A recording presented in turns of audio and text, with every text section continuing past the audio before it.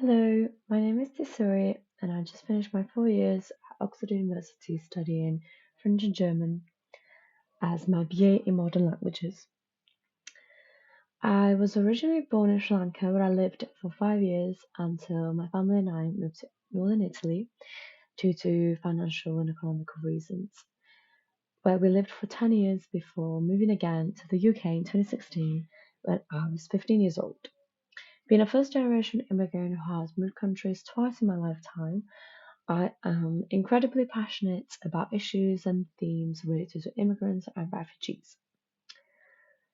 I decided to focus on the impact of language learning on refugee experience. As being a linguist myself, I believe languages are one of the main important forms of identity and um, self definition. I am I have always grown up bilingual, and once I moved to the UK, I became fluent in English as well. And I decided to continue this passion and interest by studying languages at university as well.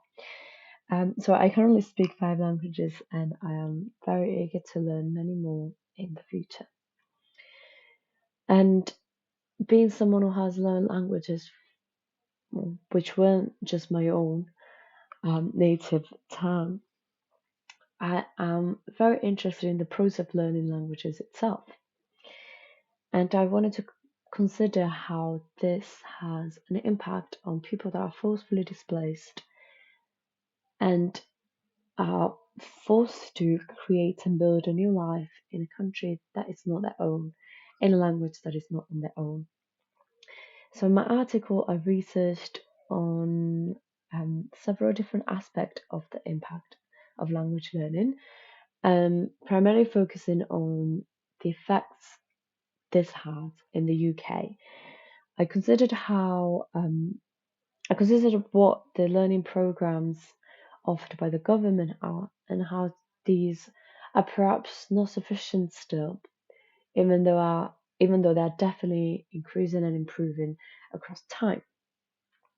So many research has proved that not only people and communities in the host country believe that language learning is important for refugees and immigrants, but refugees and immigrants themselves believe that it is beneficial for them to learn the language of the host country as soon as possible. So, some of the benefits include employment, education, sense of belonging, but it is also equally important to take in consideration how learning the language spoken in the host country must not mean losing one's own mother language. So I have researched and spoken about how important multilingualism is for refugees and how little help and assistance there is in the UK, especially to preserve refugees' mother tongues. For example, across Europe, there are very few countries. I do believe in 2017 there were only seven um, that offer mother tongue tuitions.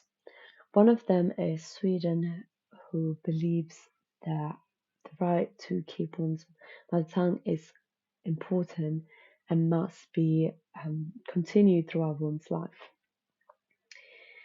Um, Multilingualism is equally important for second generation refugees who might never have the chance to visit their own home country, and especially if the refugee parents are incapable of speaking English at a high level, the parents themselves will find difficulty to communicate with their own children, and there is a great loss of identity and belonging that happen when these cultural and linguistic knowledge is unable to be passed from one generation to the other. Nonetheless, I have focused a lot on the benefits of language learning as well. So in 2022 and 2023, around 150,000 ESOL course places were offered by the UK government. ESOL stand for English for Speakers of Other Languages, and although these courses are not necessarily only directed for refugees, they are primarily offered for free for refugees who are not, and asylum seekers who are not receiving benefits of financial support. So this is only for their first day in the UK, and once they are able to claim job seekers allowance, the courses are cut half in hours. Joe Bubbers, who is the director of British Council, stresses the importance of funding language learning programs for refugees, as he believes that education is crucial for in order for refugees to build a successful and happy life in the host country.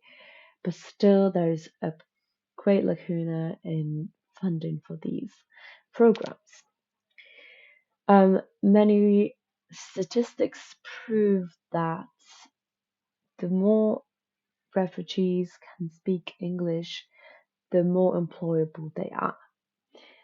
In fact, in 2021, the Migration Observatory at the University of Oxford showed how people who could not speak English well or at all had much more difficulty in finding employment.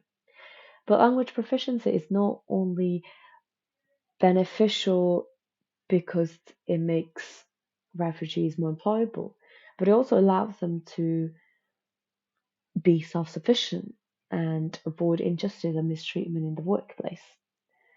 Although the percentage of people who speak English well and were employed was not incredibly high compared to the percentage of people who not speak English and were employed, we can definitely observe a massive disparity between people who can speak English and are active, and people who cannot speak English and were non-active. So it's crucial that refugees and immigrants are offered the possibility to learn the language of the host country in order for them to not simply exist but to be self-sufficient human beings in their new country. Another primary benefit is education, but more specifically further education, as has been estimated that only 3% of refugees and asylum seekers across the world reach university studies. By breaking down these language barriers, refugees are also able to break down the barriers to further education, and it is imperative that they are offered these possibilities to continue education even after college and sixth form.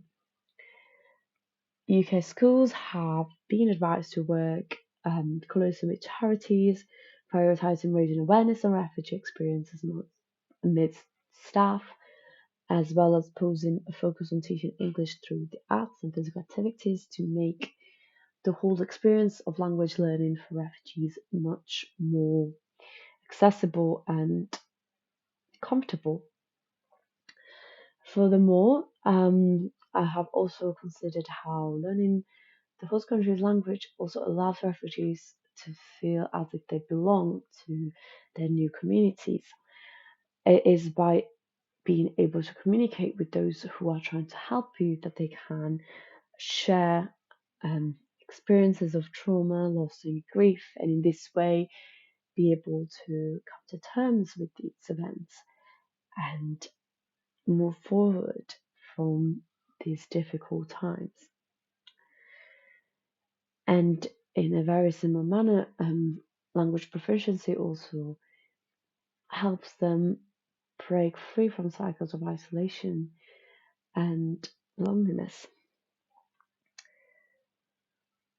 So, as a linguist myself, as I have previously mentioned, I believe that this was a very important aspect of the refugee experience, one that is often overlooked, although it is undoubtedly a very primary aspect of the refugee experience, and it is one that should be paid a lot more attention to and be given a lot more funding to improve, especially in the UK. I hope this article was informative and interesting, and I hope you have taken something away from this. And if I may add, I encourage people who have some time and have any interest in teaching to work with charities who offers non-profit programs for teaching English for refugees.